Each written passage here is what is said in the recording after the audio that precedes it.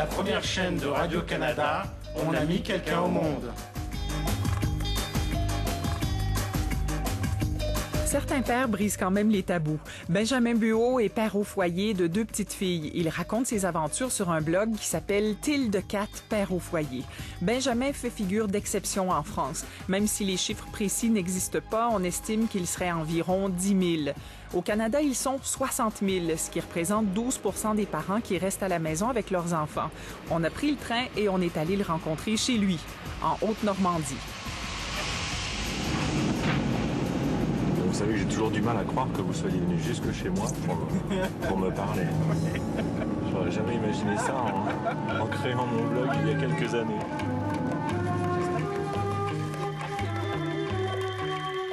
Au départ, nous étions en Basse-Normandie. Donc, mon épouse a eu l'opportunité de trouver un emploi en Haute-Normandie, donc on a déménagé.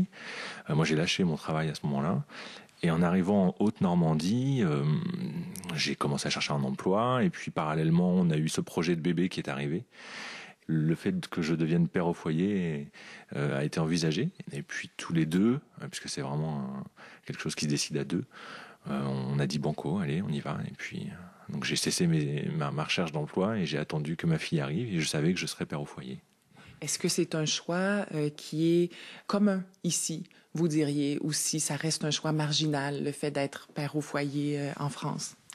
Non, c'est un choix qui est encore marginal. A priori, même si je suis pas sûr de la fiabilité du comptage, mais nous ne serions que 4% d'hommes à être parents au foyer.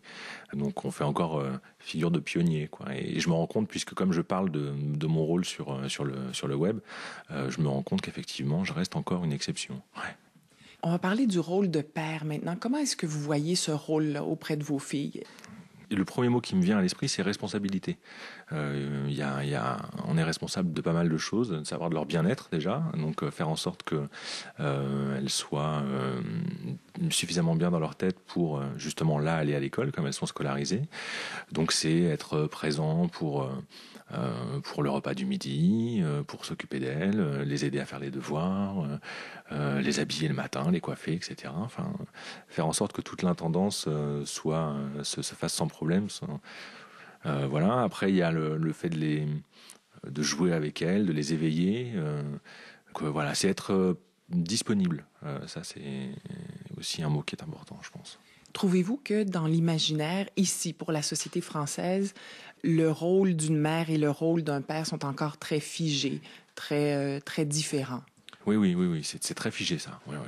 Pourquoi est-ce que ça doit changer? Parce que les femmes méritent d'avoir la même chance de faire une carrière professionnelle que les hommes et qu'on doit leur laisser ce choix. Donc je pense qu'il n'y a pas de raison que ce soit plus à la femme de sacrifier une carrière professionnelle qu'à un homme. Parce que je pense aussi que les femmes n'ont pas forcément toute l'envie de rester à la maison et de s'occuper de leurs enfants, comme les hommes. C'est une question de sensibilité et que quand la question se pose au sein d'un couple, il faut qu'il n'y ait pas cette contrainte de la société qui impose à la femme de rester à la maison ou qui impose à l'homme d'aller en entreprise. Donc voilà, je pense que ça c'est important. Qu'est-ce que vous trouvez le plus difficile? Le plus difficile, c'est que c'est un métier qui ne permet pas de poser des congés maladie quand on est malade, de poser des vacances quand on en a besoin ou de se reposer. Il faut assurer 24/24 et être dispo en permanence. Il y a des fois, on n'a pas envie du tout. Dans le sens où j'envisage vraiment comme un métier, on n'a pas forcément envie d'aller travailler tous les jours. Parfois, les enfants sont aussi difficiles, à savoir que longtemps, il faut se confronter à des enfants qui cherchent à repousser les limites et donc il faut être constant et c'est difficile au quotidien, quoi. Ce serait plus facile de dire allez, oui, faites ce que vous voulez et puis voilà. Donc cette dimension de l'autorité paternelle, elle doit trouver une façon de s'affirmer aussi. Ah oui, c'est important qu'il y ait une autorité, oui. Mais alors paternelle ou maternelle, de toute façon, il n'y a pas. Moi, je pense que l'autorité n'est pas réservée au père. Il y a les deux parents, et il est important que les deux soient d'accord d'ailleurs et sur la même longueur d'onde pour assurer une vraie autorité. Donc, mais oui, c'est usant ça sur le quotidien. Quelle dimension est-ce que ça ajoute à l'homme que vous êtes, le fait de rester à la maison avec vos filles? Comment est-ce que ça vient vous changer comme père? Ce qui change après, je dirais que l'avenir me le dira. Je dirais que quand elles seront adultes, je pourrais constater si oui ou non j'ai bien fait mon travail, à savoir de les préparer à affronter la vie. Et voilà, ça j'attends de voir. J'espère que ça sera un plus pour elles.